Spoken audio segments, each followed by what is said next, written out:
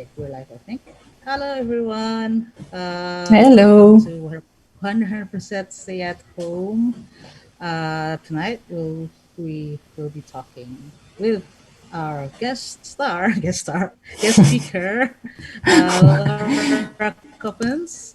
Right now, she's in Swiss. She's in Bern. That's 5 hours before or after, is it? From Indonesian time. So Before you, I guess. before, yeah. So you're at 2 p.m. We're at 7 p.m. ish. Okay. So yeah. Um, okay. Welcome to tonight's episode of 100% Stay at Home. Tonight we will be talking about um, uh, women filmmakers, and we have one here who's going to discuss things with us, and will also answer your questions later on if you have questions. So please do ask the questions uh, to us at the Instagram thing down there. Okay, so yeah, first question, Laura, how long have you been a filmmaker? Well, first I want to say hello to everybody again. Selamat malam to everybody. I think there are some people I know, so special shout out to you guys and girls especially. It's always a pleasure to be back in Indonesia, even though it's only virtually. But my heart is always with you. And especially, I mean, I have a special relationship to Indonesia for many different reasons. But your question relates to me being a filmmaker. I think my filmmaking career kind of started in Indonesia. When we were shooting the Anak-Anak Sri Kandi, the Children of Sri Kandi project, that was at that time part of my PhD in visual anthropology. So I'm not a trained filmmaker, but actually I learned along with the women who directed or their little short films in that piece. And so it's not that long ago that I actually consider myself a filmmaker. I would see my part very much, myself very much part of the DIY tradition, learning by doing. And only with my last film, Taste of Hope, I think I dare to call myself a filmmaker because I actually shot the film on my own. I then co-edited with Angelika Levi, who was also part of the Children of Sri Kandi film. And maybe now I'm ready to call myself a filmmaker, but I have my doubts still. But I made a film, so I guess that counts as being a filmmaker, Yes, it does. And you're also consistent in making human rights issues for your topic of your film, yeah? Taste of Hope is also about labor issues, is it not? It is about labor issues, exactly. So why are you consistent in that area, do you think? I'm not sure. I mean, there's no particular reason except my own personal interest. I don't sit here and say, well, I'm going to make a film about human rights issues. It always has some connection with who I am, with my life and my interests in particular. I mean, with Sri Kandi, with the Sri Kandi project, it's about LGBT women. And that's a topic that is still very important to me because it's part of my identity and, something I share with the woman in the film. And labor issues are also a big interest I have, being an academic, working in academia and, knowing all this horrendous working conditions only in my field, I always was very interested to think about work and also the future of work. And I think what combines also these two films is an interest in collaboration, actually. I always say it's kind of a joke, actually. Sri Kandi is a collective film. And the second film, Taste of Hope, is a film about a collective. So you see the consistency, and in this idea of collaboration, corporations, cooperatives, not corporations, cooperatives. And I think that's a thing I'm always very interested in, be it in praxis or in theory. Mm-hmm. And when you collaborate with other people, usually you get something from their point of view also that gives you input in your work, probably. Of course. I mean, I learned collaboration the hard way in Indonesia. Everybody who was involved in the Children of Sukandi knows that it was a very hard project to pull off. And so I'm very proud that we actually finished the film and that it was, kind of successful also afterwards in the festival circuit. So I think, the women we worked with, they showed me a lot, or they taught me a lot, how collaboration works and what it involves. So I'm always very thankful also for this, And then with Taste of Hope, I could observe from the outside more or less how hard this process of collaboration really is, how much effort you need to put in, and also how much love you need to actually survive this, to do this kind of project. So, yeah, that's one very important thing to me.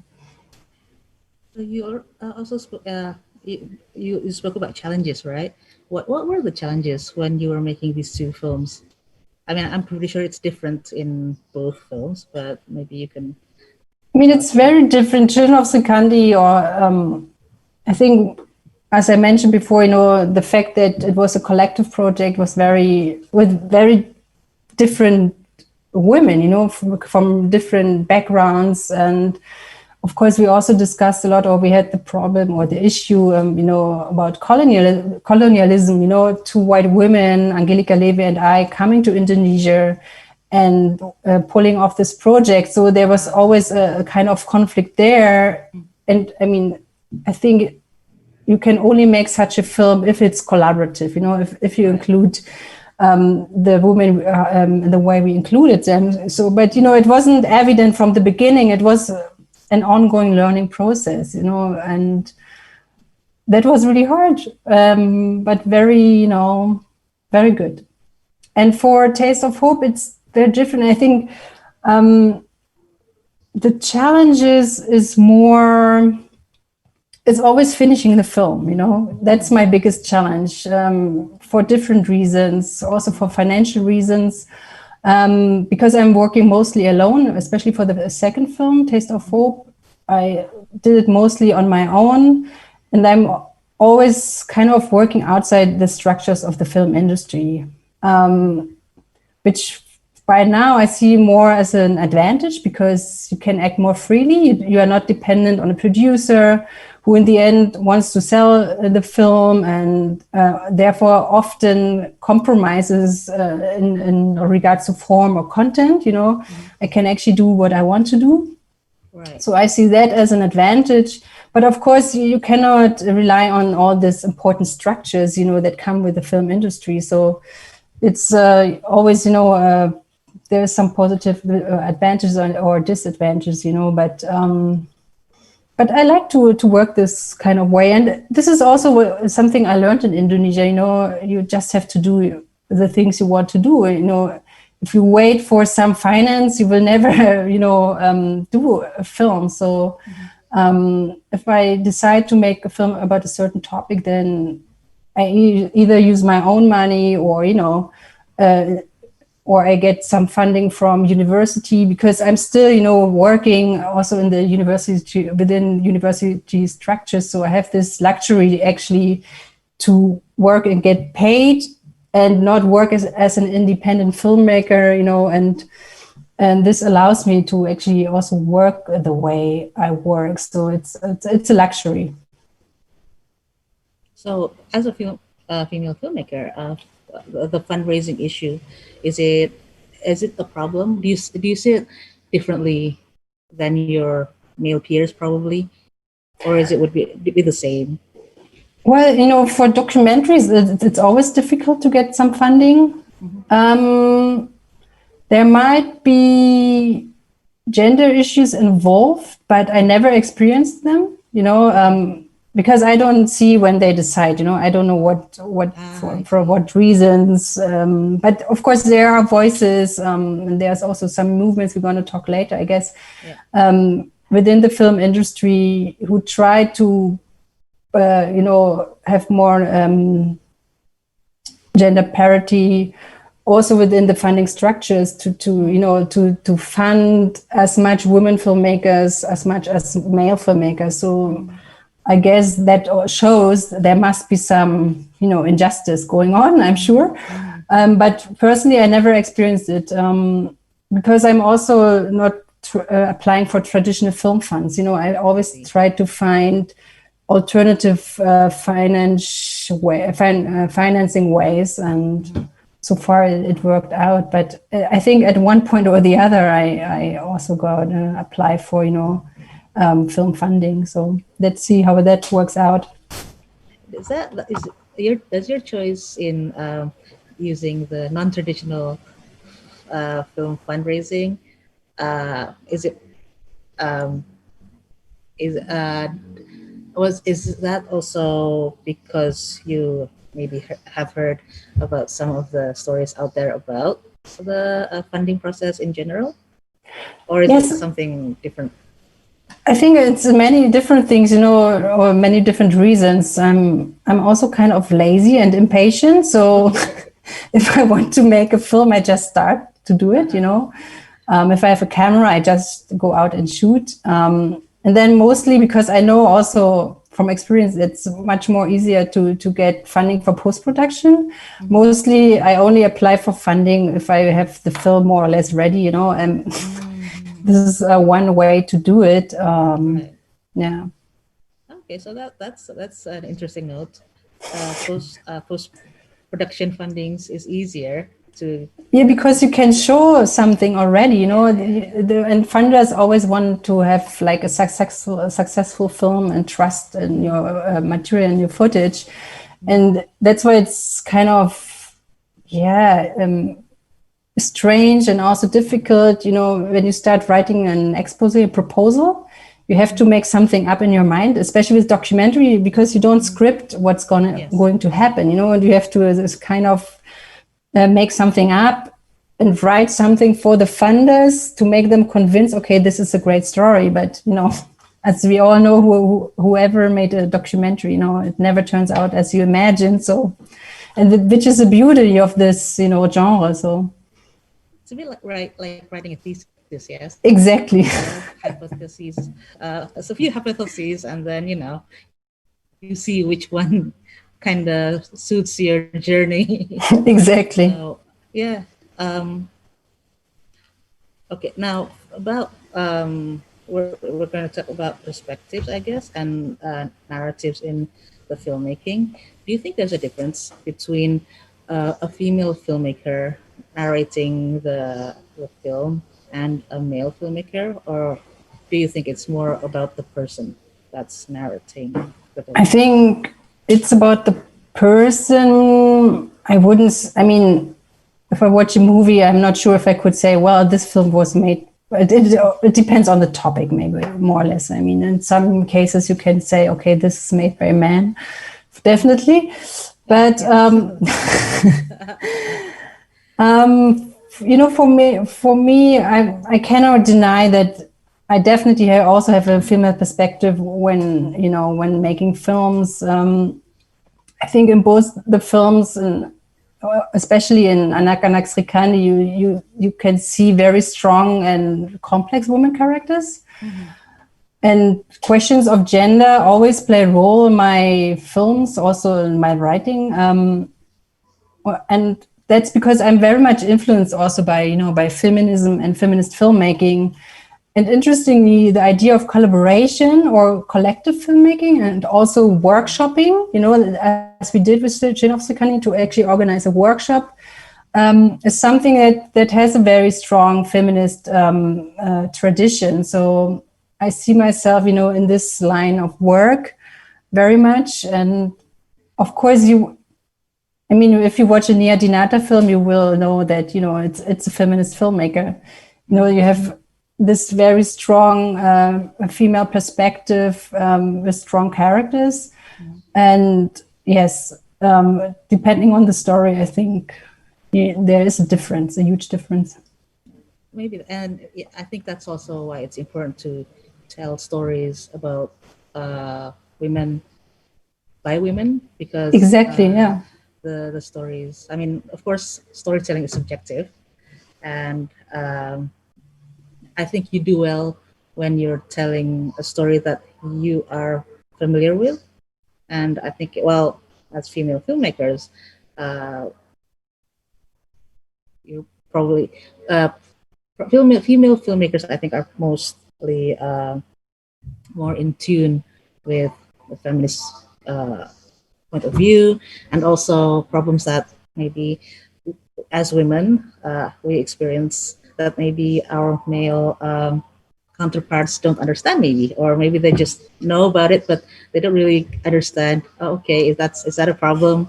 So I don't know. Definitely. I mean, if you, as I do, I mean, not everybody's working like this, but you know, if you work from your own experience, of course, you know, you experience your life as a woman, so definitely you will have like this perspective, you know. And a man has a totally different perspective, of course, on life, because he's not discriminated the same way women are. So different privileges. exactly. Yeah. And then about, you were speaking about a movement early on. Is are there any movements regarding uh, uh, I guess equality in filmmaking, probably, or in that aspect? Yeah, interestingly, I can only talk for Europe here, but I think also in line with the Me Too movement, there's like a big upheaval also, you know, within the film industries. And Right. I observed, I mean, I'm not personally involved in any movement, but I'm supportive and I always observe what's going on, you know, on the ground. And I mean, for example, in Switzerland, there is a Swiss Women's Audiovisual Network. So there are a lot of new networks that were created by women for women in the film industry. And this network, they work with a lot of film festivals, which I find quite interesting. And they make the festivals sign a so-called 50-50 parity pledge. So they make sure that in the programming, you know, there's a 50-50 relationship of films made by women and men. So that is a very important step forward, I think. And in Germany, I have many friends involved in different women film professional networks.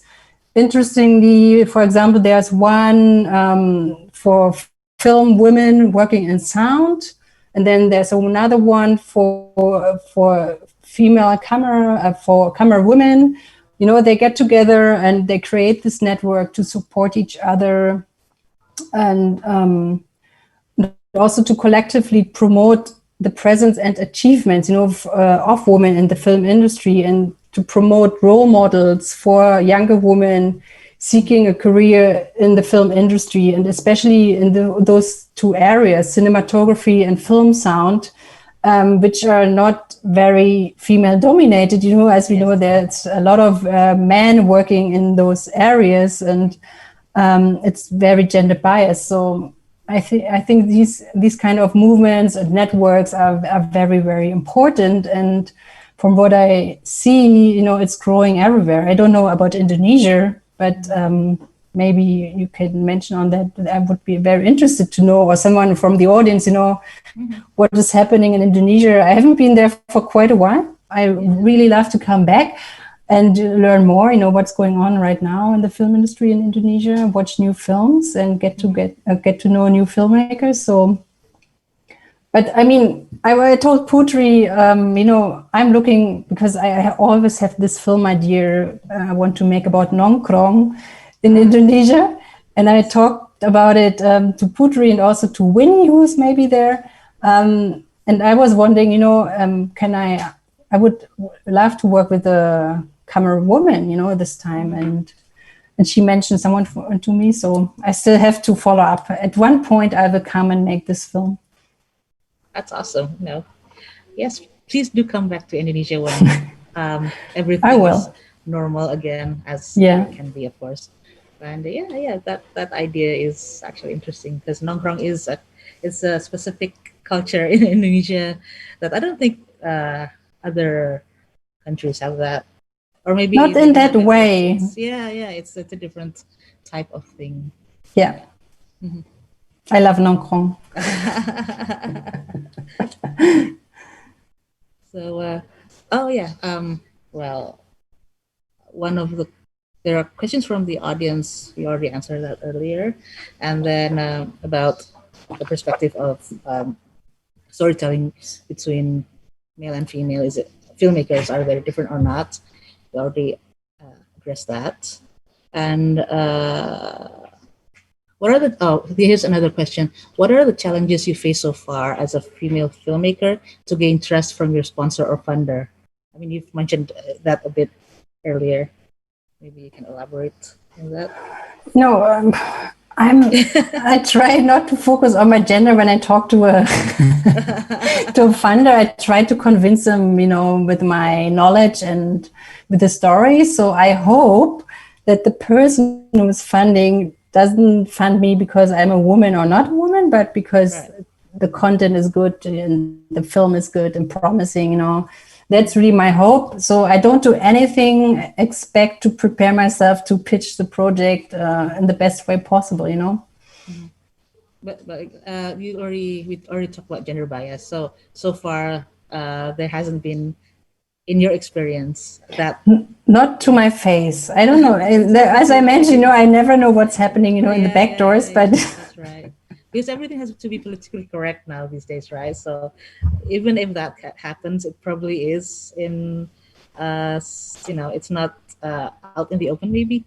So I mean, I have filmmaker friends who tell me, or they think, they were not funded because the topic is a woman topic. I mean, that happens a lot, and I suspect that Children of Srikandi would have never been funded by a big film funding, because it's such a niche topic. Right. I mean, who the fuck is interested in first Indonesia and then Indonesian women? I mean, to be honest, right? Yeah. I mean, I'm interested in what's happening there, but I mean, you see it in the news. We never hear anything in the news about Indonesia. Okay, today I read a volcano that erupted, but that's it.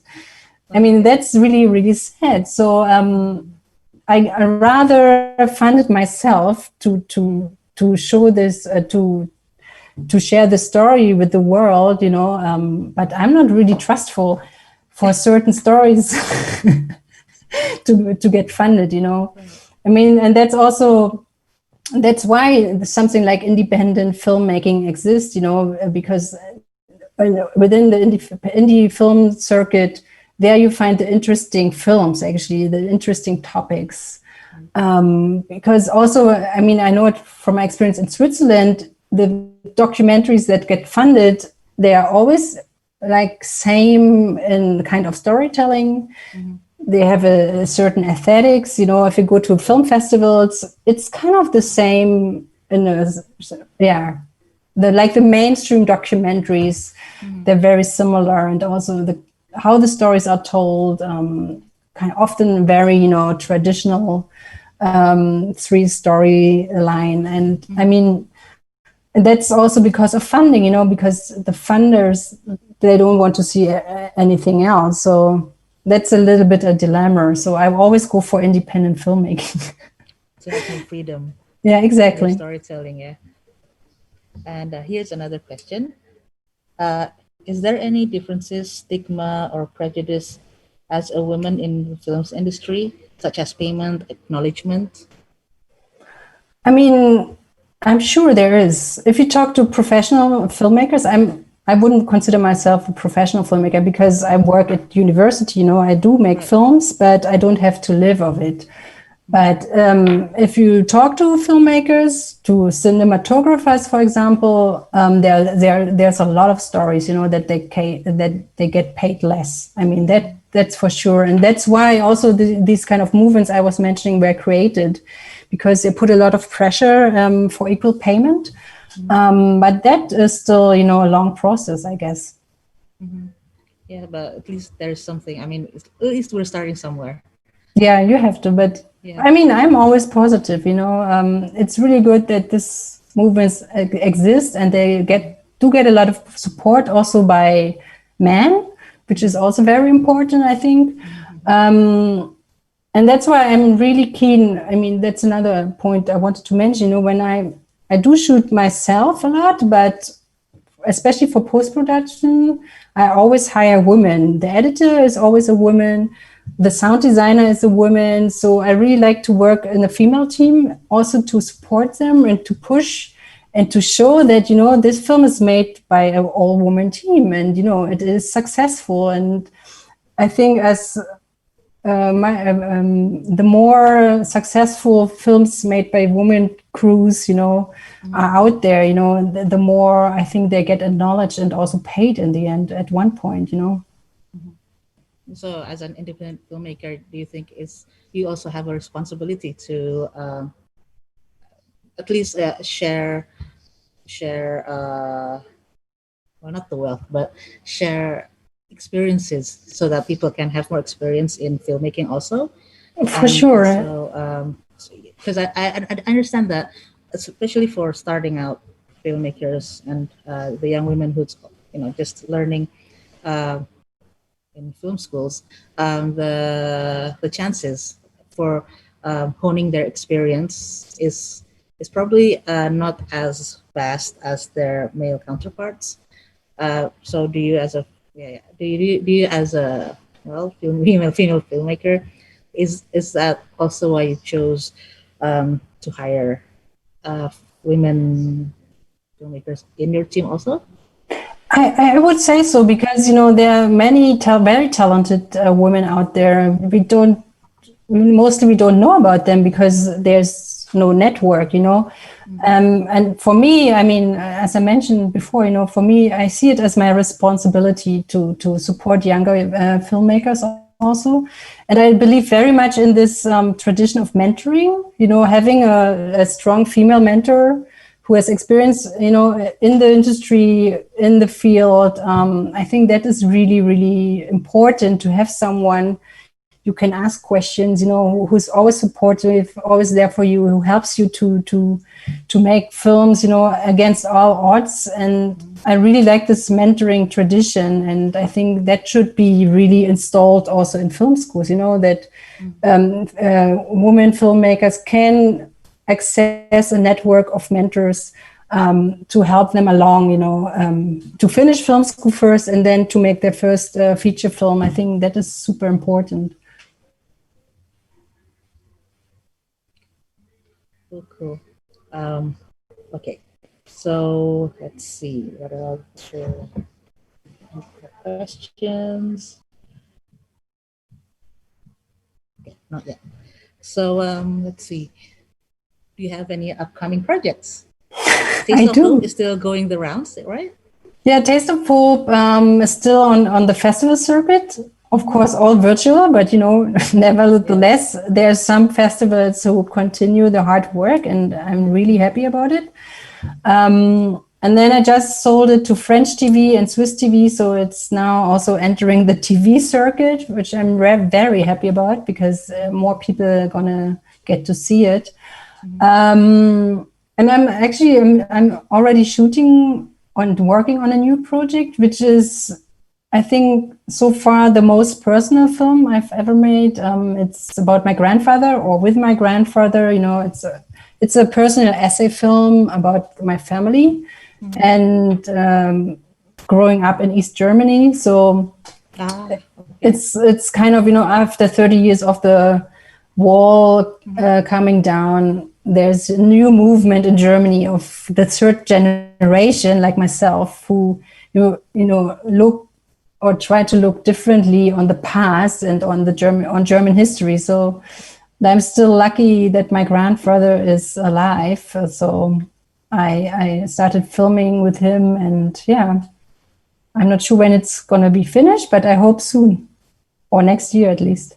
Yeah, cool, cool. And actually, I gotta ask, filming during the pandemic, like, is it harder than usual, or for you maybe because it's a documentary that you don't really have to have many crews with you? It's more or less, yeah, it's a bit same as usual. For me, it's the same more or less. I mean, for me, it's even much easier now because it's again it's me and myself and my camera.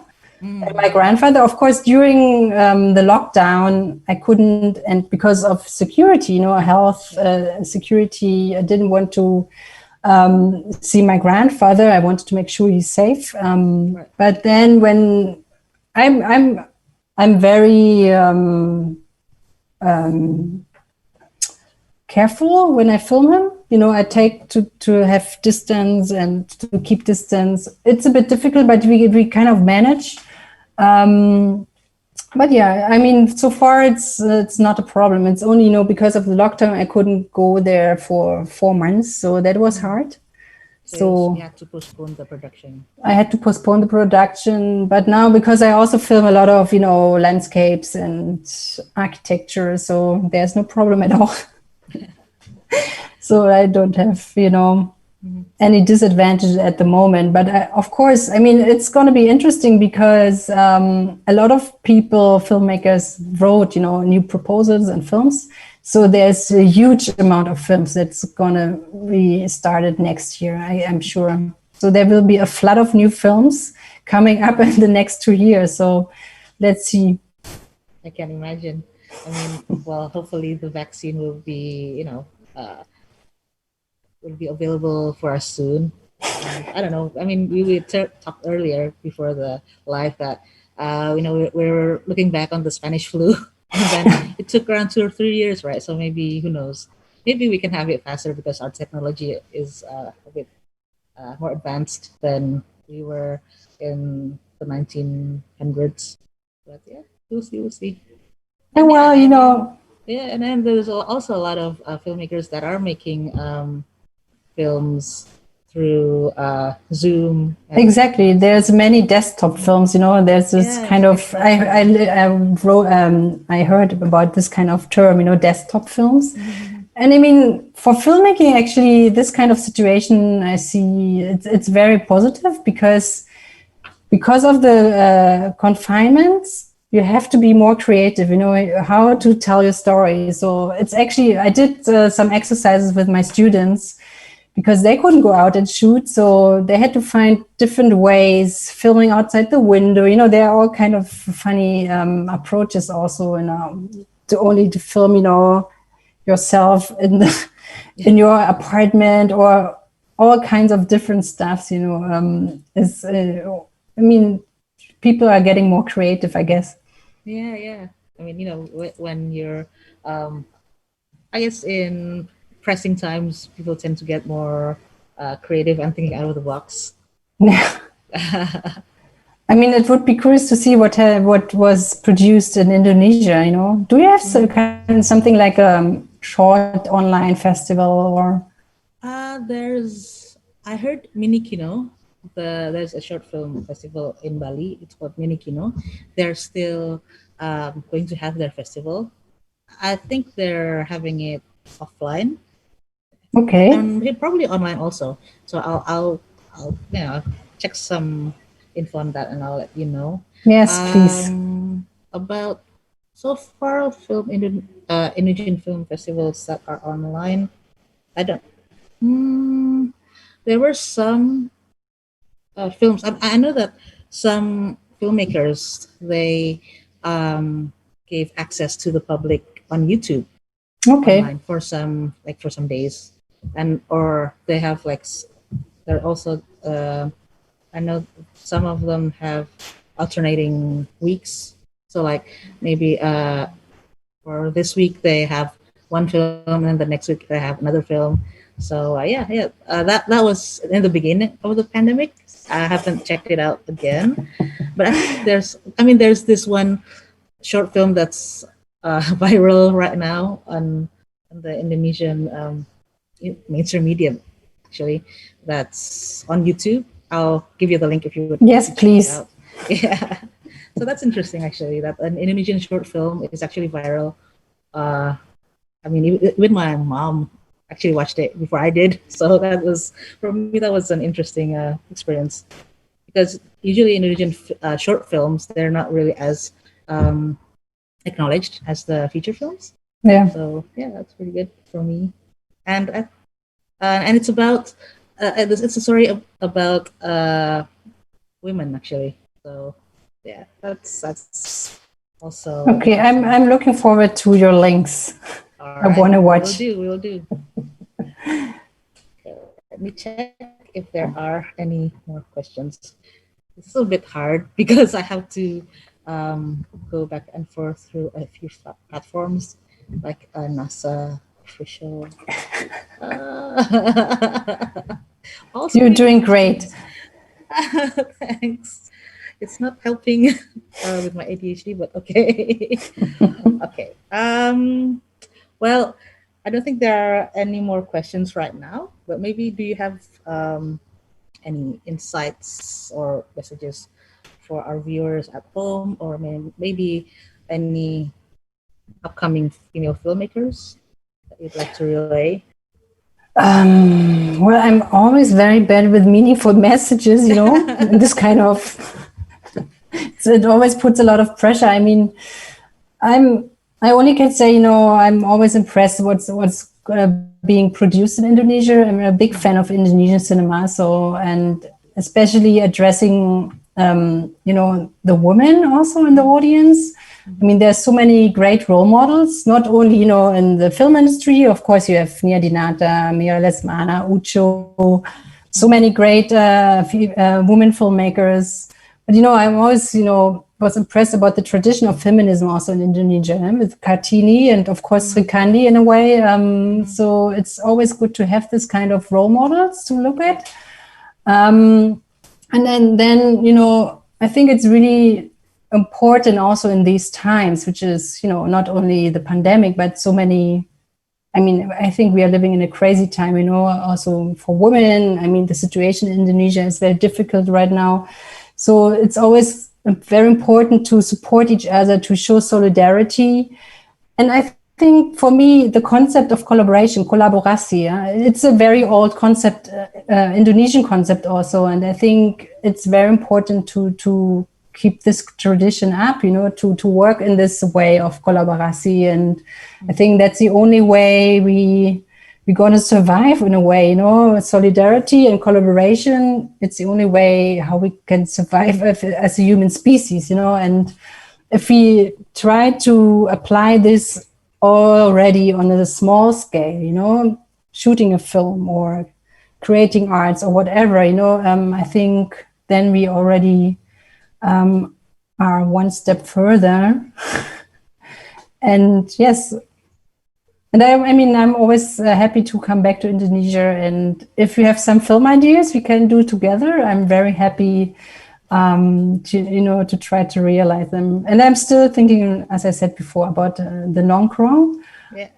But if there's something else, also a collaborative project someone wants to initiate, I'm always also happy to find funding from outside Indonesia. I think there's possibilities to do projects like this. So I'm always very open and happy to come back and also support the Indonesian film scene.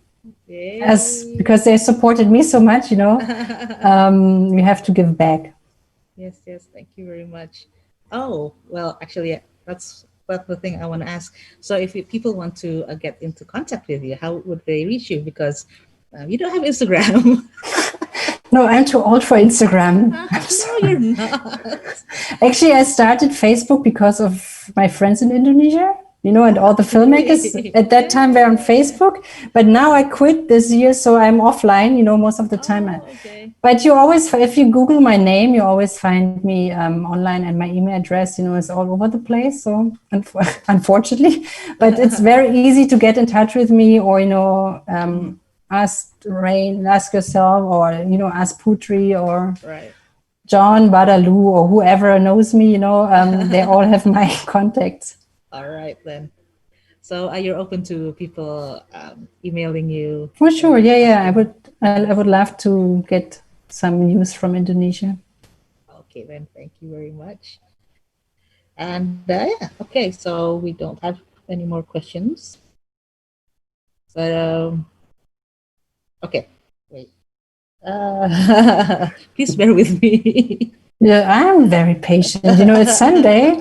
I'm relaxed. You are relaxed, and yeah, you still Monday is still very far from you.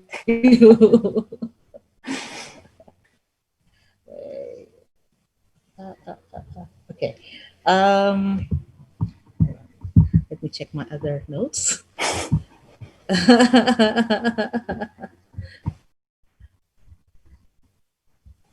Okay. Wait.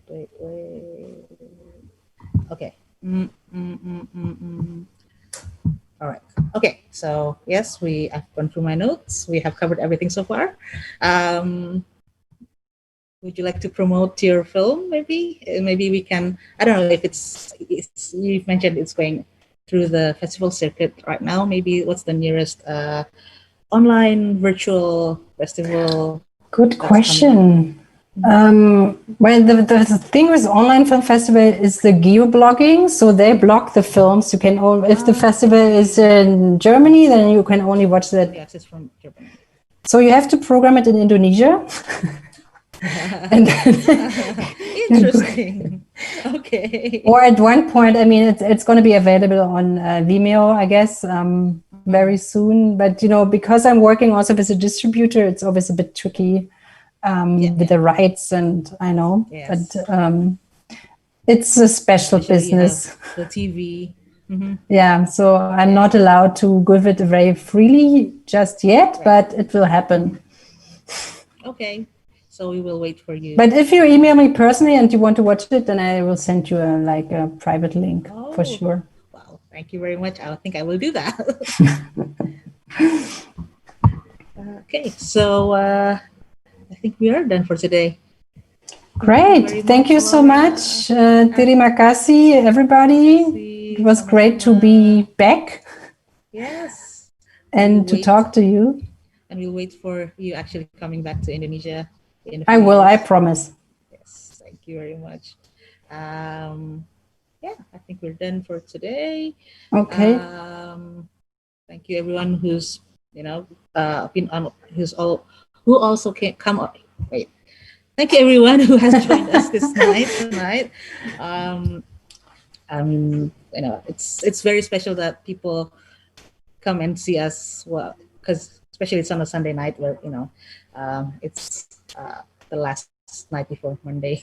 But I'm happy that people are coming and watching the program and also interacting with us. And thank you for everyone at home. Thank you for Laura. And next week we also have 100% Stay at Home. Please stay tuned for the program on who will be the speaker. And that's it for tonight. Thank you for all the work you're doing and keep on fighting. Yes, stay healthy, wear your mask, and yes, healthy mind, healthy mind, healthy body. Yeah. And see you soon. See you soon. Thank you. Laura. Bye. Ya, terima kasih semuanya sudah datang menonton. Minggu depan akan ada lagi edisi 100% Stay at Home. Jadi silahkan cek ke IG 100% Manusia untuk lihat siapa yang akan menjadi pembicaranya. Sekarang kami akhiri dulu. Selamat mengakhiri weekend dan selamat beraktivitas besok di hari Senin. Selamat malam.